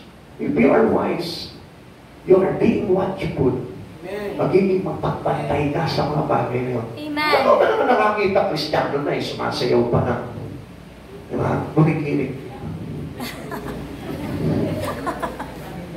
Kristiyano ka na eh. Kumikinig-kinig ka pa na nakalabas yung pusot mo. Ha? Kumikinig-kinig ka pa na may clean yung shirt mo. Kung gusto mo gawin nyo, doon ka na lang sa loob ng kwarto mo, takpan mo lahat ng mga bintana doon. Yung wala nakakakita sa'yo. Oh, marami nang tinamaan. Ay, kaway-kawayan nga dyan sa mga kabataan natin. Naubos na kayo. Pero mo mga suplata. Ay, sabihin na itong mga kabataan. Kaway-kaway tayo dyan. Hindi na makakaway yung iba. Ya? Kaway-kaway sa mga nanay na hanggang ngayon nagpapasexy pa rin. Hello? Hello? Ang sabi ko lang, sikapin ninyong mabuhay sa kabanalan ng Diyos. Amen? Amen? Ito po yung gawain ng isang patalino, hindi ng isang hangal. Amen? Kaya nga, yun po yung dapat na baguhin natin. There is a little time, there is a little chances para magbago tayo. And grab these days, there's these chances. Grab mo na yung opportunity na ito. Pinaalam sa iyo ng Panginoon, malapit na siyang dumating. At magbago na tayo para na sa ganon. Maligtas tayo. Amen. Amen. Nalungkot siya tayo. Parang enjoy the world pa rin tayo. Tanongin mo nga yung tabi mo, enjoy ka pa ba sa mundo? Enjoy ka pa ba sa mundo? Ay, ma-enjoy. Huwag na kayo ma-enjoy. Sigurado yung joy nyo, mapapalitan po ng malaking kapigapihan niya pagdating ng araw. One should not trust in previous accomplishment. Minsan sinasabi natin, dati naman eh, ganito ko eh. Dati naman, nagagawa ko itong mga bagay nito. But not now. Ang gusto ng Lord, up to the present time, ginagawa mo pa rin yung dating pag-ibig mo sa Diyos. And up to the future. Amen. Amen? Amen. Kaso yung iba mas masahol eh. Wala nang nagawa ng past, present, and future. Wala talaga. Amen? Mahirap po yun. Kaya nga, mga kapatid sa Panginoon, iniisip tayo ng Panginoon para na sa ganon, maligtas po tayo. Amen. Wala namang masamang gusto ipakahulugan ng Lord sa atin doon eh. Ang gusto lang naman po talaga ng Panginoon, maligtas tayo eh. Diba? Obviously, lang naman po yung gusto ng Lord eh. Yung sinasabi siya sa'yo, kapag merong pagkakasala, talikuran mo. Kung gumagawa ka pa ng mga masama, talikuran mo. Magpalikuran ka sa Panginoon. Handa naman ng Panginoon na tanggapin tayo eh. Hindi naman sinabi ng Lord, makasalanan ka na, kahit tumapit ka sa akin, hindi kita tatanggapin. Ang sabi ng Lord, I will not reject them. Those who come. Sino man lumalapit sa akin, hindi ko pagtatabuyan. Kapatid sa Panginoon, nakita niyo na po yung biyaya ng Panginoon. Kaya nga maging matalino na lamang po tayo dahil ang grace ng Lord, ito na po yun. Amen. Kung ilang taon pa bago dumating ang Panginoon, ganun pa kahaba ang grace ng Lord. Pero kapag dumating na ang Panginoon, I tell you, there is no grace already. Pag nandiyan na bumababa na, nakikita na natin na dala-dala na ni Jesus yung tapak niya, I tell you, wala nang grace. Huwag ka nang umasa na magbabago pa ba. Kahit magbagoan, it's too late. Amen? Amen? This is the right time, the perfect time para magbago ang isang tao. Hanggat hindi pa nagbabalik ang Panginoon. Hanggat hanggat sabihin po natin na naririnig pa naman natin yung mga sign. Amen? Ang sabi mo dito, what should not rise in previous accomplishments? So they had made some preparation but foolishly trusted in what they had done in the past. Kaya nga po hindi tayo makapag-prepare eh. Listen, mga kapatid pa ka. Kasi ang hinahawakan natin yung dati natin ginawa. Kaya unprepared po tayo. Maraming Kristiyano unprepared because ang tinatayuan nila yung past accomplishment po nila. Yung mga dating nagawa nila. Forget that past. Isipin mo yung ginagawa mo ngayon sa harapan ng Panginoon. Isipin mo yung kapurihan magagawa mo at your present time. Amen. Amen? Amen. Yung po yung dapat. Avoid relying into your past accomplishment. Kalimutan mo na yun. Dahil hindi naman po natin magsusumbat sa Panginoon yung bagay ng Lord. Di ba natin nakita mo naman, Lord, kung paano ko umiyak sa iyo, Lord. Hindi mo pa nakita, Lord. Halos hindi ako natutulog, Lord. Hanggat hindi ko natatapos ang Bible, Lord, hindi ko binibitawan ang Bible. Kalimutan mo na yun. Ang tignan mo ngayon, itong present time mo. Your present relations to God is very important. Yun ang kailangan po na makita po natin. Are you foolishly depending upon what you have done in the past? Kakalbuhan tayo. Kahangalan lamang po yung pinangahawakan po natin yung dating mga ginawa po natin. Neither should we rest on our laurels, but have the attitude of Paul. Tingnan nyo ha. Ang sinasabi po kasi dito, pag resting on one's laurel, ang ibig sabihin niya, refers to someone relying entirely on long past successes for continued pain. Yung paano ba nang ibinibilang mo palagi yung nakaraan mo? Mas maganda na maibigan mo yung sarili mo sa mga bagay na ginagawa mo presently. Amen. Amen? Ngayon, yung oras ito, ayan, ibigyan mo ng church na ngayon. Yan, ganda po yan. Amen? Kapupulutan po ng example yan. Halimbawa, meron ka mga pamilya na hindi nag-church. Oh, alam mo, mag-church ka. Tingnan mo ako, nag-church ako. Mahalaga kasi ang pag-church. Yun po yung dapat na ipakita po natin. At kung halimbawa, ngayon, this time, hindi ka nag-church, hindi ka nagsisimba, tapos meron ka mga kasama sa bahay na hindi nagsisimba, tapos sasabihan mo siya, sasabihin mo halimbawa sa kanya, hindi ka nag-church, may iipihan mo kanya, eh bakit po ba yun, hindi namin nag-church? Di ba rin, dati nag-church ako, eh parehas na lang tayo. Diba? So, hindi namin may pagmamalaki yung past accomplishment natin. Kailangan right now, ginagawa mo pa rin yung mga bagay na ginagawa natin na kaluguran sa ating Panginoon. Amen. Constant work is needed for every Christian. Yung constant work na yun, yung lagi natin pagawa sa Panginoon, mahalaga yan. Huwag kayong tatabarin sa pagawa sa Panginoon. Huwag kayong tatabarin sa pagawa sa Lord. Huwag kayong tatabarin. Every one of us, kailangan maging masipag tayo. Until now, mga kapatid sa Panginoon, minumukhahi pa rin ng Lord sa inyo. May midweek service tayo, pero until now, wala ka pa rin. Diba? Ilang taon na po natin yung sinasabi po dito yan. Pero hindi mo pa rin napapagyan ang Panginoon. Now, if you are wise Christian, don't you ever know that lahat ng ino-offer sa inyo ng Lord ay may kinalaman sa salvation mo? Hindi mo po ba alam yun? Kasi ini-enhance na todo yung espiritu mo. Pansin mo, dati umatin ka ng midweek service, pero ngayon tinigilan mo na. Nag-rely ka na lang into your laurels. Amen? Amen. But right here, comfort zone. Akala natin, okay na ito, sagot na ito. I tell you, ang buhay ng Kristiyano kailangan padagdag ng padagdag ng padagdag. Ano sabi po ni Pablo? Okay, tingnan po natin yung sinabi po ni Pablo. Philippians chapter 2, 3 verse 12 to 15. Hindi sa nakaktan ko na ang mga bagay na ito, hindi rin ako'y ganap na, ngunit sinisikap ko makaktan ang natipala sapagkat ito ang dahilan kung bakit ako'y tinawag ni Kristo Jesus. Mga kapatid, hindi ko ipinapalagay na nakamit ko na ito. Ngunit isang bagay ang ginagawa ko habang nililimot ko ang nakaraan ay sinisikap na marating ang layuning nais kong makamtan. Ano yun? Nagpupunyagi ako patungo sa hangganan upang makamtan ang gantimpala na pagkatawag sa akin ng Diyos sa pamamagitan ni Kristo Jesus ang buhay na nasa langit. Ngayon, tuloy natin. Ganyan ang dapat maging kaisipan nating mga matatag sa pananampalataya. Kung hindi ganito ang inyong pag-iisip, ipapaunawa iyan sa inyo ng Diyos. Now, paliwanag ano?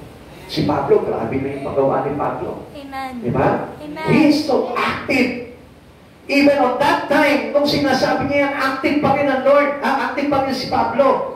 Hindi siya nagsasalita, hindi siya nagkukwento ng past niya, kundi nagsasalita siya dyan sa ganang yan na consistently pa rin yung ginagawa niya na paglilingkod sa Panginoon. Actually, mga kapatid sa Panginoon, hindi natin pwede talagang ipagyabang yung mga past accomplishment natin eh. Dahil it must be rejected to God. Tandaan natin, hindi tayo maniligtas sa mabuting gawa. Kundi yung ginagawa mo ngayon ang makakapagligtas sa iyo. Bakit? Kasi alam mo, kung gumawa ka ng pinsan at nakalimutan mo na ngayon, wala na yung burado na sa Diyos yung kung iba na ang ginagawa mo.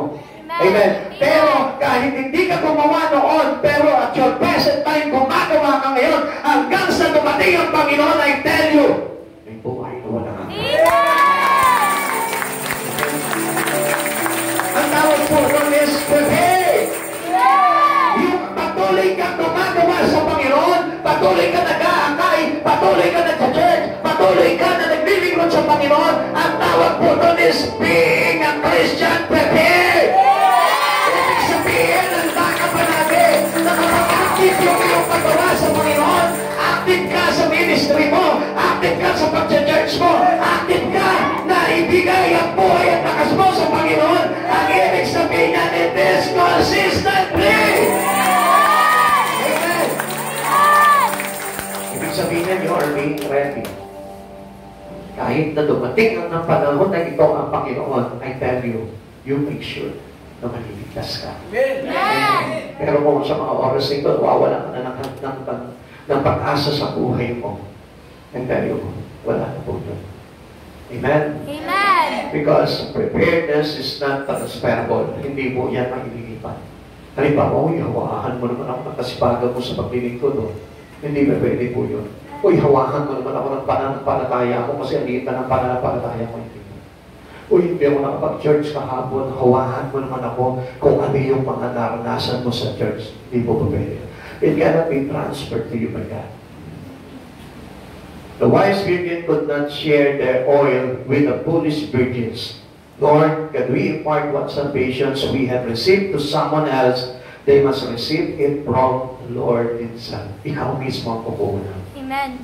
How to get your faith? Get it personally to God. How to get your activeness in church? Get it personally to the Lord. Amen. Sa Kanya mo kukunin yun, hindi doon sa kapatiran. Amen. Kasi sa Marian, bahagyan mo naman ako ng mga natutunan mo. Okay lang yun, tuturuan ka. Pero, kailangan pag sumakitan mo rin yung bagay na yun. Amen. Amen? Amen. Amen? Bahagyan mo naman ako ng presence ng Lord. No? Hindi mo makukuha yun sa kasama mo, kundi makukuha yung personally to Him. Amen. Amen. Kahit na sabihin po natin, let's say, halimbawa, let's say, mayroon kang magulang na laging nag-church. Tapos sasabihin mo, ay, anong ginagawa niyo sa church? Kailangan na ikaw mismo mag-church ka. Amen. Amen. Amen. Kahit na ibulong sa ng ibulong, turo sa ng turo ng nanay mo, kung ano yun ang pag-aaral niya sa church, kung ikaw mismo hindi ka nag-church, it is not considered to Him. Amen. Amen? Amen. It is individual. Ang naligtasan po natin is we are getting individually. Amen. Kukunin mo yun. Ikaw, tayo lahat. Isa-isa tayo. Kinukuha natin yun. Para sa four-piece. Diba? Personal, ikaw pupunta doon para kunin mo yung iyong four-piece. Tama mo ba? Amen. Pag kinuha ng iba, abay, hindi ko papayag yan. Baka mamaya may papias na yan. Amen? Ganoon po tayo. Sa Lord, hindi tayo dapat pumapayag na nanghihiram lamang po tayo ng faith sa iba. Nanghihiram lamang po tayo ng anointing ng iba. I tell you, you must get it personally to God. Amen. Tayo mismo. Amen? Amen. Naintindihan po natin? Sabi po ng Kawikaan, chapter 9, verse 12, kung mayroon kang karunungan, mayroon kang pakinabang, ngunit ikay magdurusa kapag siya'y tinanggihan. Kaya nga, every offer of God into you. Come on. Said, mga kapatid, lahat ng ino-offer sa iyo ng Panginoon na may kinalaman spiritually, yan ay may bahagi sa kaligtasan mo. Amen. Yung Bible study, yung pagbasa ng Biblia, yung pag-aaral ng salita ng Diyos, yung fellowship mo, yung pag-church mo, yung pag-aakay mo, yan ay may kinalaman sa iyong kaligtasan. Amen. Do not reject all these things God given to you. Huwag mo tatanggihan yan. Sapagkat ano pa yung mga bagay na tinanggihan mo, parang si Jesus din tinanggihan mo. Especially your ministry in church. Huwag mo tatanggihan yan. Do not reject your ministry. Do not abandon your ministry. Amen. Because if you abandon your ministry, you abandon your salvation. Amen. Amen? Amen. Naintindihan po natin? Amen. Kaya nga yung iba, akala po nila, basta-basta lang po, iniiwan po yung kanilang ministry. And tell you what, ang hirap kumuha ng salvation kung hindi ka tapat talaga sa Panginoon.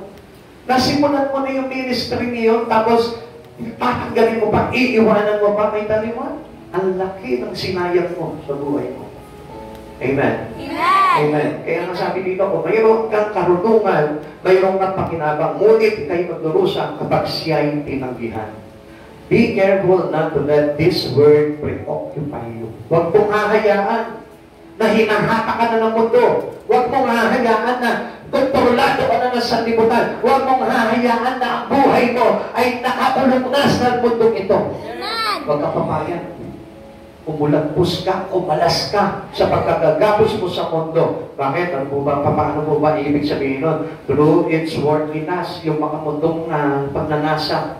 Yung mga pagnanasa mo, nandito na lang sa mundo, yan inanasa mo yung kayamanan na lang ng mundo, nakalimutan mo na kailangan mo pala ng kayamanan sa langit, through its worldly concern. Yung mga, yung parang, ang pag-aalala mo na lang yung mga bagay na lang dito sa buhay mo dito. At hindi mo rin inaalala yung mga bagay na buhay mo sa buhay na walang hanggan. Yung inaalala mo na lamang yung trabaho mo, yung inaalala mo na lamang yung pamilya mo, yung inaalala mo na lamang yung magiging mo sa mundo nito, pero kinalimutan mo na yung bagay kay Jesucristo. Malaking pagkakamali po yun, mga kapatid sa Panginoon. At gusto ko po na malaman po ninyo, hindi po tayo nabubuhay para lamang sa mundo. Amen. Kundi dapat mabuhay tayo para sa mga bagay na darating na nilaan sa atin ng ating Panginoon Jesucristo. Amen. Lucas chapter 21, verse 34 to 35. Mag-ingat kayo na huwag kayong malulong sa labis na pagsasaya, paglalasing at matuon ang inyong pag-iisip sa mga alalahanin sa buhay na ito, kung hindi ay bigla kayong aabutan ng araw na iyon na tulad ng isang bitag, sapagkat darating ang araw na iyon sa lahat ng tao sa ibabaw ng lupa. So, how can you resist it? You cannot resist these things Amen. when it already happens.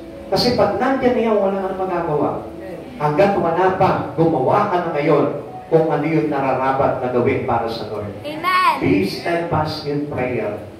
Lagi po tayo maging mapanalanginin. Huwag kang bibitaw sa panalangin. You must have your personal prayer. You must have a corporate prayer. You must go into intercession. Kailangan ginagawa po yan ng mga katulad po natin. Kung wala ka ng prayer life ngayon, I tell you, you're dying. Mamamatay ka.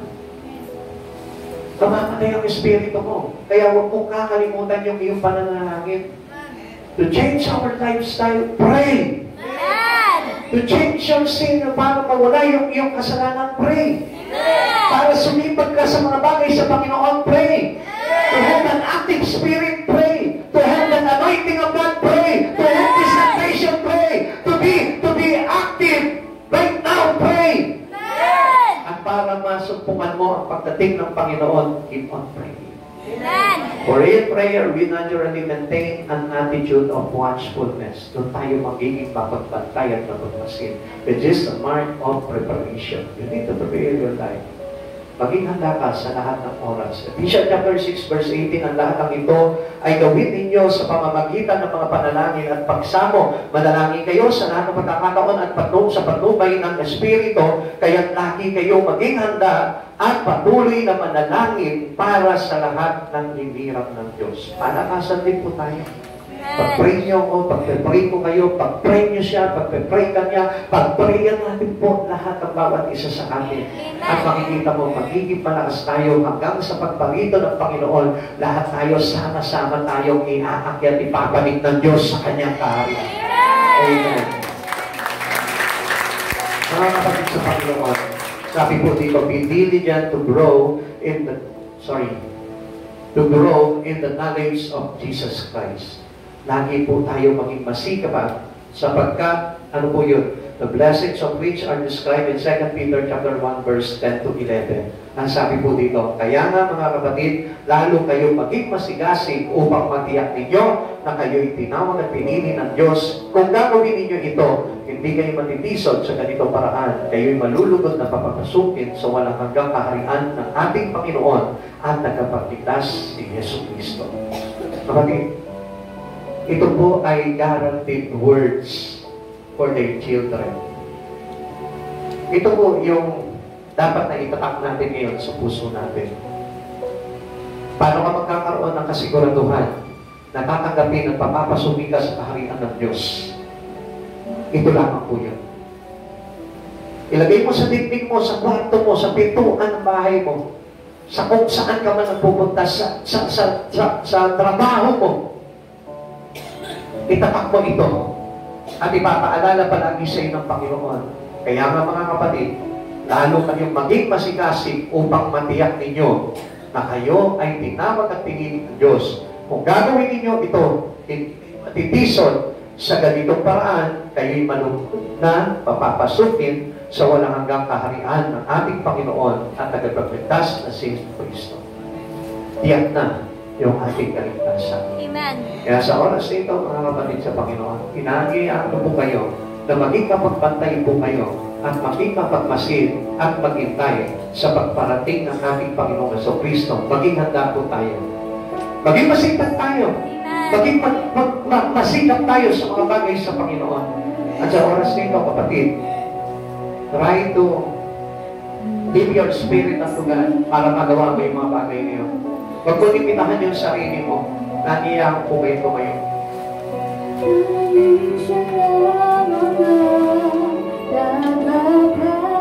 Alam niyo, sa totoo lang, napakabuti po ng Panginoon sapagkat ang Diyos dito nagsasabi sa iyo. Sa oras dito, kinakausap ka na doon. Para bagang isa-isa, nilalapitan tayo ng Panginoon. Sinasabi niya sa iyo, maglikod ka sa akin, anak, manumbalik ka sa akin. Para sinasabi niya sa iyo, anak, ito yung dapat mong gawin. Hiling isa-isa niya sa tayo. Anak, maging masipag ka. Anak, talikuran mo ang kasalanan mo. Talikuran mo yung mga likong pamumuhay. Talikuran mo yung mga maslamang gawa mo. Talikuran mo yung mga bagay na makakapagpahamak sa iyo. Ito yung niya sinasabi sa atin.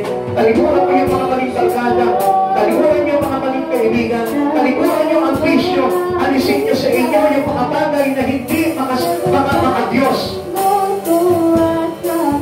Gusto ko malaman ko sa oras na ito, ang pangungusap ng Diyos ay dumating sa puso mo sapagkat ang nais niya ay magkaroon ka ng kaligtasan. Huwag mo hayaan masayang lamang ang bawat pangungusap ng Diyos.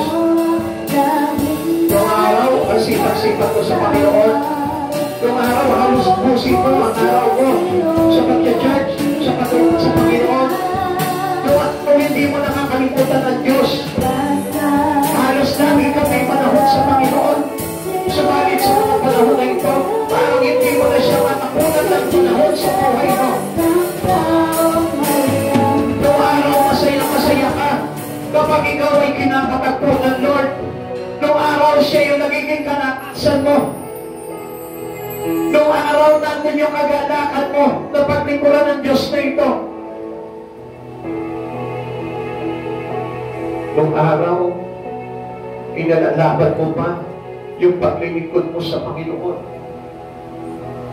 Noong araw, hindi ka papayag na malilibanan mo yung mga bagay sa Lord. Noong araw, nawawala ka sa Lord. Parang hindi kumpleto ang araw mo.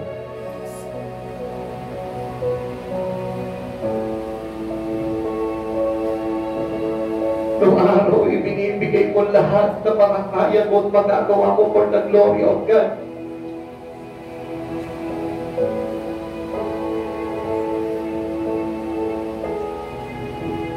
Noong araw, sabi mo, Lord, ikaw ang mahalaga sa buhay ko at wala nang iba.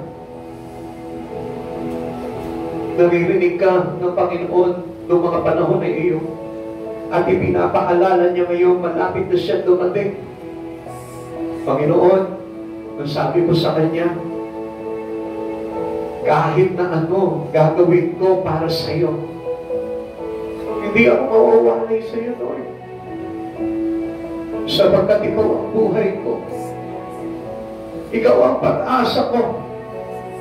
Ikaw ang kalakasan ko. Ikaw ang pagtitiwala ko. Ikaw yung nais ko. Ikaw ang lahat-lahat sa buhay ko. Ikaw ang Diyos na tatayuan ko.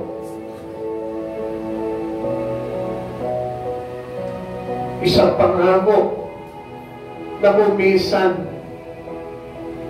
ay nakakalimutan na dahil sa sobrang kaabalahan mo sa mundong ito. Kapatid, sa oras na ito, sabi ng Lord, anak, huwag kang papapadaya sa takbo ng sanlibutan na ito. Dati pinaglalaanan mo ang Diyos ng panahon. Daming magagandang bagay na iyong ipinagkakaloob sa Panginoon dahil gusto mo na maparangalan siya sa buhay mo. Ang daming pagkakataon na inilalaban mo sa buhay mo ang Panginoon dahil nga mahal mo ang Diyos na ito at ayaw mo na mawalay sa Kanya. Iniingatan mo yung takbo ng pamumuhay mo dahil ayaw mo makagawa ng bagay na hindi kalulugdan ng Panginoon na ito. Kapatid, ang sabi ng Lord, nakakalimutan mo na ba? Nalimutan mo na ba yung hiling tipan sa Kanya? Nakalimutan mo na ba yung pangako mo sa Kanya? Na hanggang malagot ang iyong hininga, paglilingkuran mo siya, pag-aalayan mo siya ng buhay mo. Asa na ang pag-ibig mo? Asa na ang malasakit mo para sa kaluluwa mo? Di kaya na bago na yung pananaw mo ngayon sa oras na ito. Di bali na malibanan mo ang Panginoon. Huwag ka lang mawala sa takbuhan ng buhay mo sa sanlibutan ito. Kapatid, sa oras na ito, kinigising na ng Panginoon. Wake up, little children of God! Wake up, little children of God! This is the time for us to bring back our life, our desire, our love to Jesus Christ.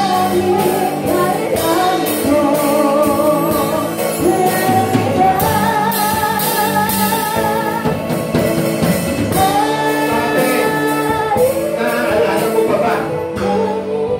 Kapag kumahawit ka ng pagsamba sa Lord, halos naglulupasay ka na ng parang bata. Hindi mo iniisip na nakakahiya dahil for the glory of God, kahit nasa gitna ka ng karamihan, kahit kumukulong-kulong ka na parang isang bata, ginagawa mo yun because you are humble. Dahil gusto mo ipakita sa Panginoon na mababa ang kalooban mo sa harapan niya. Bakit ngayon? Parang hindi mo na magawa na lumuha. Hindi mo na magawa na lumuhon. Hindi mo na magawa na isigaw yung kadakilaan ng Diyos sa buhay mo. Noong araw, halos kumagapag na mapalapit sa Panginoon. Noong araw, hindi mo alintana kahit na mapaya ka sa harapan ng tao. Para lamang mailapit mo yung buhay mo at maipakita mo sa Panginoon. Bakit kaya hindi pa napagpapahalaga mo? Nasa na yung pag-ibig mo? Nasa na yung katapatan mo? Nasa na yung pagpapakumbaba mo? Sabi ni Jesus. Sabi niya, manumpali ka sa akin. Kayo mga anak ni Israel, manumpali kayo sa Kanya. Manumpali kayo kay Jesus. Noong araw, hindi pa pwede, hindi ka papayag na wala kang ginagawa sa templo ng Diyos. Gusto mo, ikaw yung pinakamalakas na umawit na Ay gusto mo marinig ng Diyos yung iyong pagtangis. Bakit ngayon parang kinahihiya mo na siya? Bakit ngayon parang suko ka na? Noong araw halos mong buhay mo. Lord, sabi mo, pinagkakatiwala ko sa iyo. Mapusan man ako, Lord, ang hininga. Sa iyo pa rin nilalaga ang mga bagay na ito. Bakit ngayon, isang araw lang ang pinagkakaitarubangan, Lord? Naman sa oras nito, tayo'y mga anak ng Diyos. Ayaw ng Diyos na mapalay tayo sa Kanya. As a little children for God, you must be humble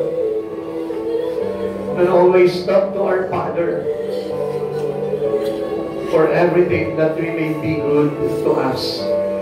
Kapatid sa Panginoon, dati, napapansin mo yung Facebook mo, walang ibang naman ito kundi si Jesucristo. Salita ng Diyos. Bakit ngayon iba na laman? Bakit ngayon iba na pinopromote? Dati puro words of God, yung iyong Facebook, yung iyong Instagram. Pero bakit ngayon iba na? Bakit para sa lipunan na? Tinalikuran mo naman yung pag-ibig mo kay Jesucristo. Dati lagi kong binibida si Jesucristo. Bakit ngayon, ang ibinibida mo na yung natapos mo, yung worldly achievements mo, yung mga kaibigan mo, yung kayamanan mo, yung mag-ara mo sa sakyan, yung maganda mo cellphone, yung promotion mo sa trabaho. Bakit yun na ang nakikita ngayon na ipinagmamalaki mo? Instead of promoting God, the author of our life, the Savior of our soul.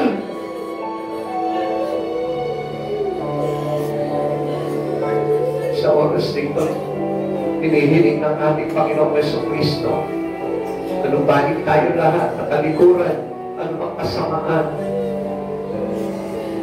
Kapatid, di pa huli ang lahat. Nadaya ka man ng takbo ng sanlibutan ito. But still, there is Christ Jesus for you, reviving your spirit para magpagbalik ka sa Kanya. Huwag mong kaligtaan na mas masarap na magbigay ng maraming panahon sa Panginoon, because this is how we know that we are belong to Jesus, a wise Christians for Him. Kapatid, sa oras nito, kung ano ba yung mga bagay na nagagawa mo mali sa harapan ng Panginoon, talikuran mo, pagsisihan mo, manumbalik ka sa Panginoon, and He's willing to accept you with all His heart. Hindi ka niya tatanggihan. Sa oras na ito, isigaw mo lamang sa Kanya, sa Kanyang banal na pangalan, Panginoon Jesus! Balik ako sa iyo! Sa oras na ito, tatanggapin ka niya sapagkat ang Diyos na ito'y tapat. Kapatid, ibaba mo lamang ang sarili mo sa Panginoon. Kalimutan mo yung mga achievements mo. Kalimutan mo na magaling ka sa mundong ito. Kalimutan mo na nakalito ka sa mundong ito. Kalimutan mo kung ano man yung mga tinapos mo. Kalimutan mo kung sikat ka. Ang alalahanin mo lang sa oras na ito ay kung sino ka kung wala si Jesucristo. Yun lang. Wala ka nang dapat na gawin. Just to humble yourself and accept God and go back to Him. Manumbalik ka sa Kanya. Pagsisihan mo ang kasalanan mo. Paliguran mo ang lahat ng mga masamang gawa makikita mo. Magiging maayos ang kalagayan mo. Pagdating ng araw, ikaw ay maliligtas at isasama niya sa Kanyang lahat-lahat.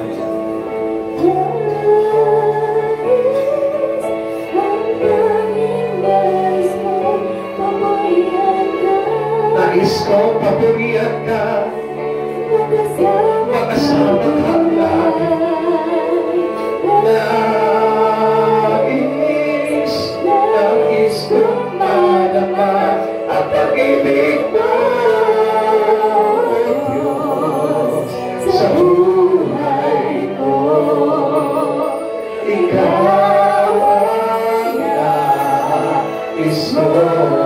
Bakit hindi mo naisip ulit mapagtingkuran ng Diyos?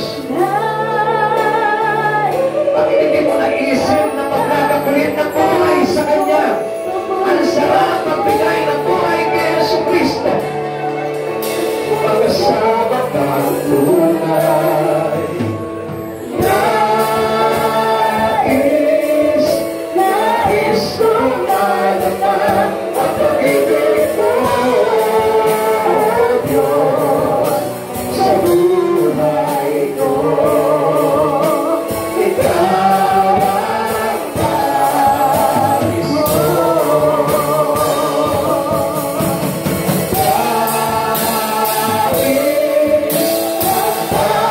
Nais ko'y kamulihan ka.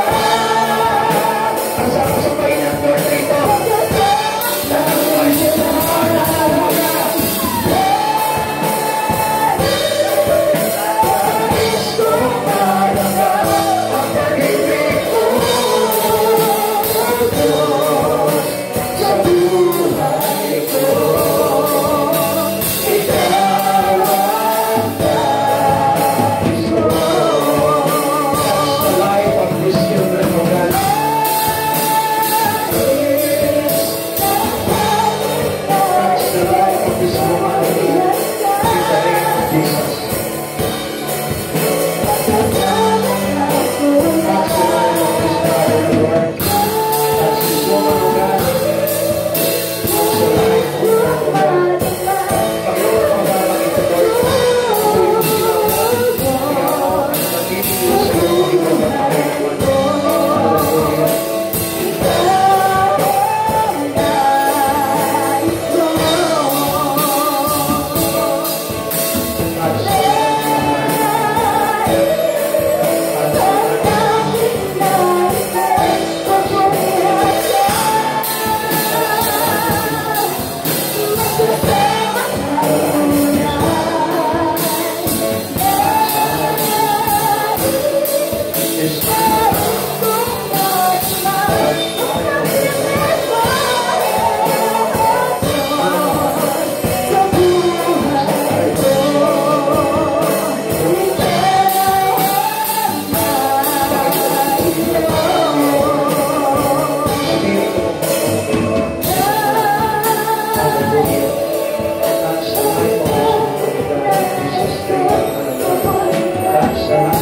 Hallelujah. Sa pangalan ko lang, touch this woman of God, Lord. Touch them, O God, one by one, Lord. Tuloy mo po sila, Panginoon. Katatuloy mo po sila. Gamitin po sila para sa karangalan mo, Panginoon Jesus. And I want everyone of us, O God, touch it by your Spirit, O God. Sa oras na ito, Ama, Panginoon Jesus, kailangan pa ng lahat, O Lord. Hallelujah. Touch the life of this woman, Lord. Hallelujah, Jesus. Touch the life of this woman, Lord. Bringing back the Spirit of you, Lord Jesus. Jesus' name. Panginoon, yung mga kabataan ito, Lord, hawakan mo sila, Panginoon. Layo mo po sila, Panginoon, sa pagsok ng mundong ito na sa pangalan ko, Panginoon, seryo mo sila ng iyong banal na dugo. Panginoon, ibukin mo ang bata ito maging the name of Jesus. Hallelujah, Jesus. Hallelujah. Touch the life of this man. Strengthen the spirit of this woman and her family, O God. In the name of Jesus. Sa pangalan ni Jesus. Lord, napagyarihan mo, Panginoon, ang patuloy na magmamanda sa iyong buhay. Lord, in the name of Jesus. Hallelujah. Hallelujah. And let the Spirit of God, let the Spirit of Jesus, let the Spirit of Jesus minister this place in the name of Him. Hallelujah, Lord Jesus. Hallelujah.